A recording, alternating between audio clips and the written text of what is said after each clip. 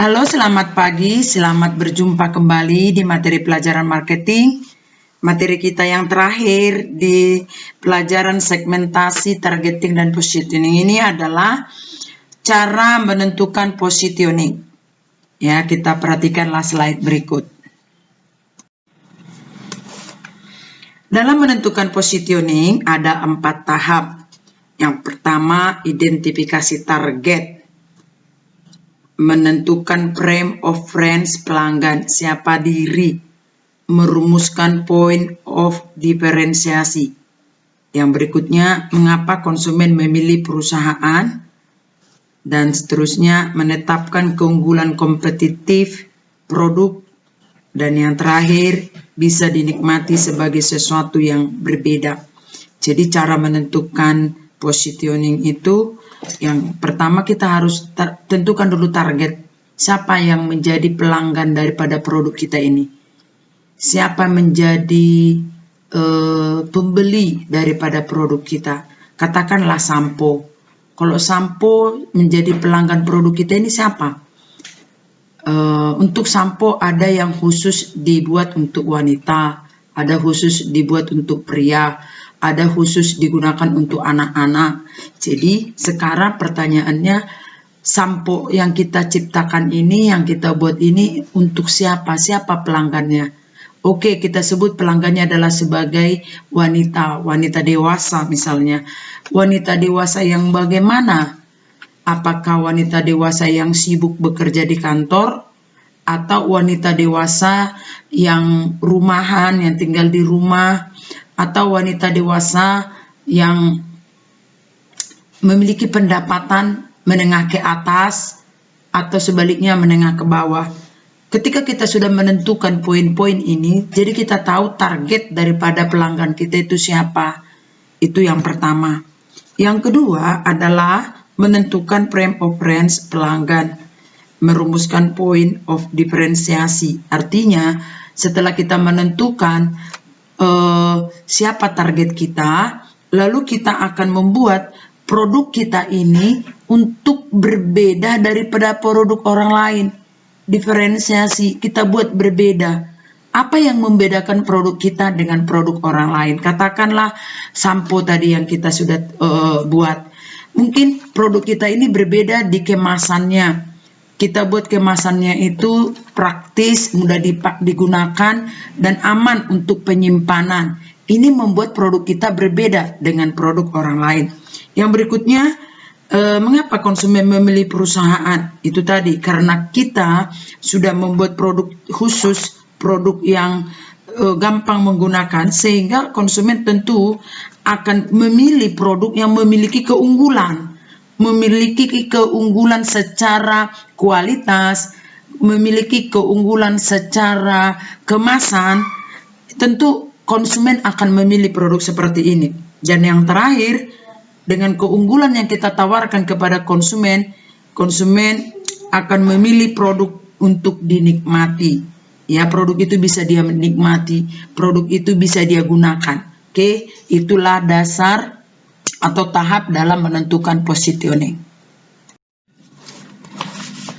Menurut Kotler, Kartajaya, Huan, dan Liu tahun 2003 menyatakan ada 4 kriteria yang dapat dilakukan perusahaan untuk menentukan positioning.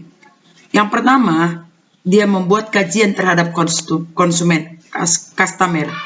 Dalam hal ini, positioning harus mendeskripsikan value bagi konsumen, karena positioning mendeskripsikan value yang unggul. Selain itu, positioning merupakan penentu penting bagi konsumen pada saat memutuskan untuk membeli. Jadi, dasar yang pertama itu membuat kajian terhadap konsumen, terhadap value, nilai apa yang dia dapat terhadap produk yang kita tawarkan. Ini yang perlu kita kasih kepada di benak konsumen.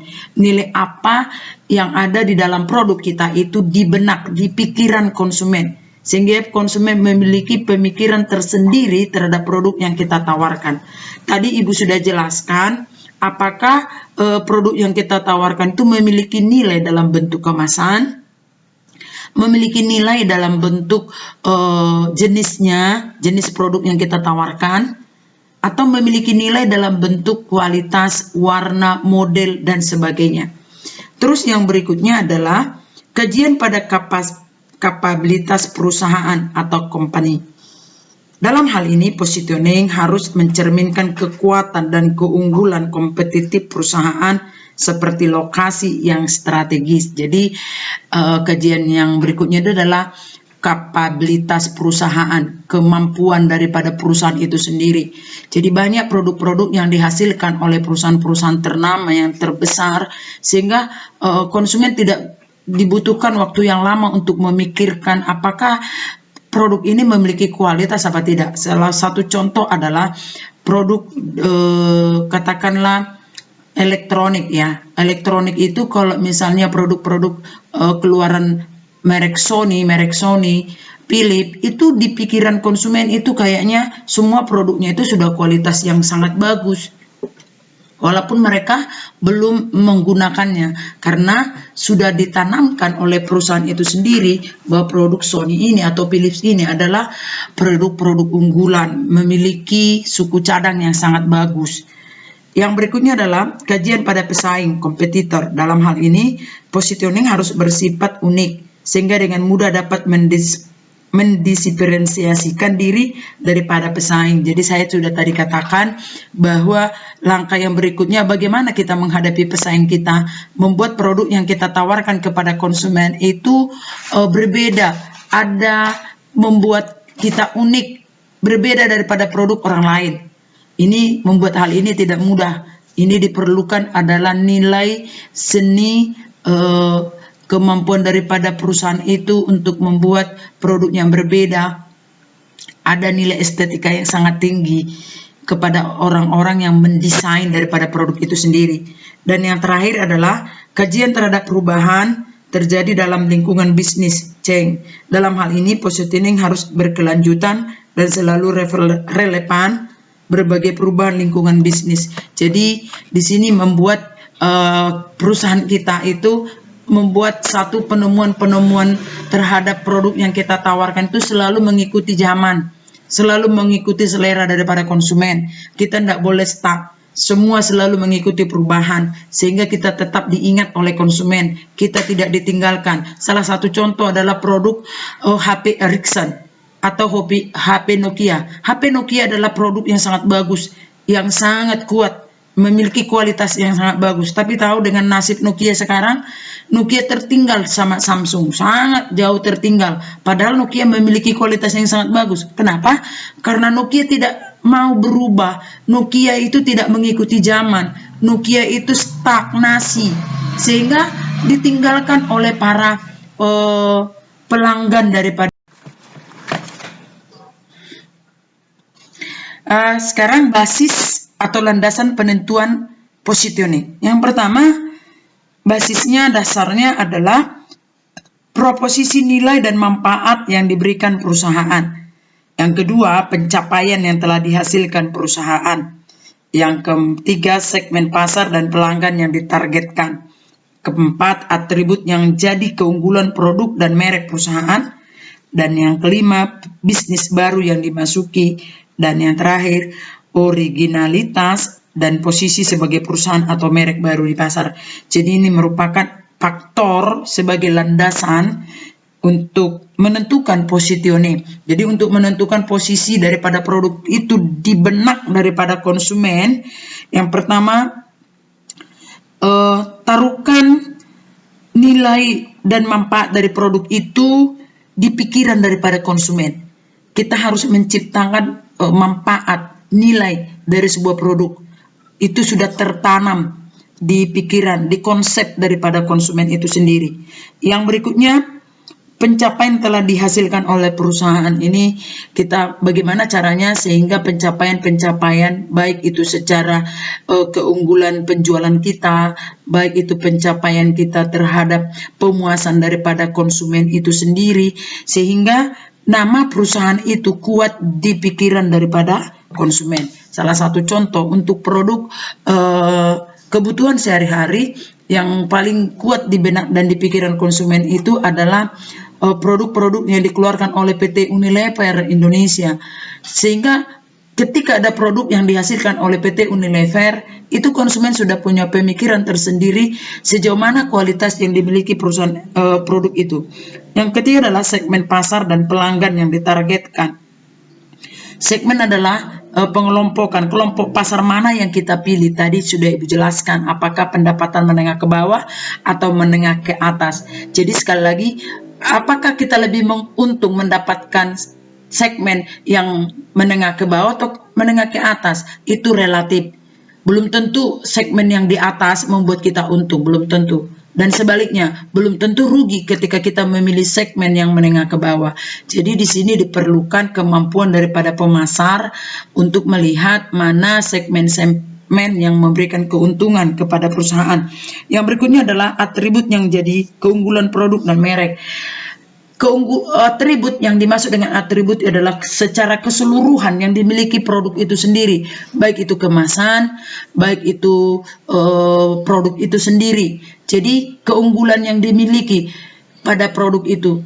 Mungkin produk kita tidak begitu unggul secara kualitas, tapi kemasannya disoke bagus. Itu bisa menjadi daya tarik kepada konsumen. Yang berikutnya adalah bisnis baru yang dimasuki, dan terakhir originalitas dan posisi sebagai perusahaan atau merek baru di pasar.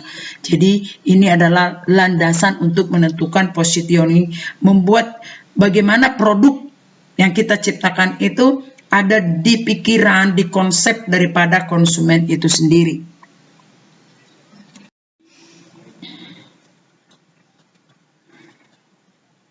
Sekarang dalam mengkomunikasikan positioning sebuah produk, perusahaan harus memperhatikan faktor di bawah ini. Yang pertama, be kreatif. Maksudnya adalah bahwa perusahaan harus kreatif untuk mencuri perhatian konsumen atau target market. Ya, sangat ini adalah senjata yang paling ampuh dan kuat di dalam perusahaan untuk membuat positioning di dalam di pikiran konsumen. Yang pertama harus kreatif. Yang kedua, simplicity. Maksudnya adalah komunikasi yang disampaikan harus sesederhana mungkin dan sejelas mungkin. Jadi jangan sampai berbelit-belit membuat konsumen jadi pusing. Dan yang ketiga, konsisten yet fleksibel. Maksudnya adalah perusahaan harus konsisten dan melihat kondisi. Jadi tidak pakai mood-mood. Perusahaan harus menyampaikan itu dalam cara yang konsisten, tidak pakai like and dislike. Pokoknya dia harus konsisten. Yang keempat, own, dominate, protect. Maksudnya adalah dalam komunikasi perusahaan harus memiliki salah satu atau beberapa kata ampuh di benak pelanggan. Coba kamu pikirkan kata-kata yang paling ampuh sehingga konsumen terekam di dalam benak konsumen itu sendiri terhadap produk yang kita tawarkan. Dan yang terakhir, user their language. Maksudnya adalah dalam mengkomunikasikan positioning, perusahaan harus menggunakan bahasa pelanggan. Ya, bahasa yang mudah dimengerti dan dipahami pelanggan itu sendiri. Oke, kita lanjutkan yang terakhir.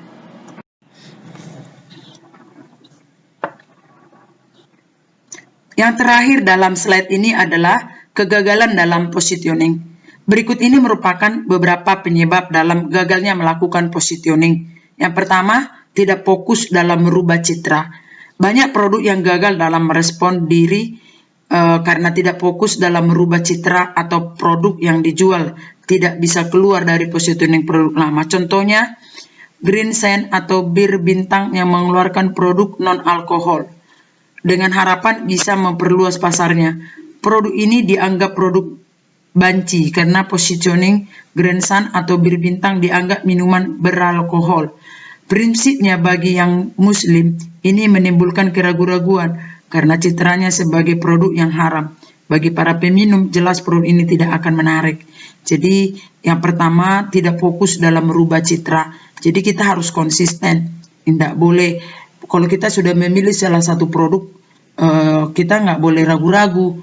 Ya, kita membuat produk itu harus memang konsisten. Yang kedua, salah menggunakan media. Maksudnya adalah perusahaan harus mampu memilih media yang tepat sesuai dengan karakteristik produk yang ingin dikomunikasikan.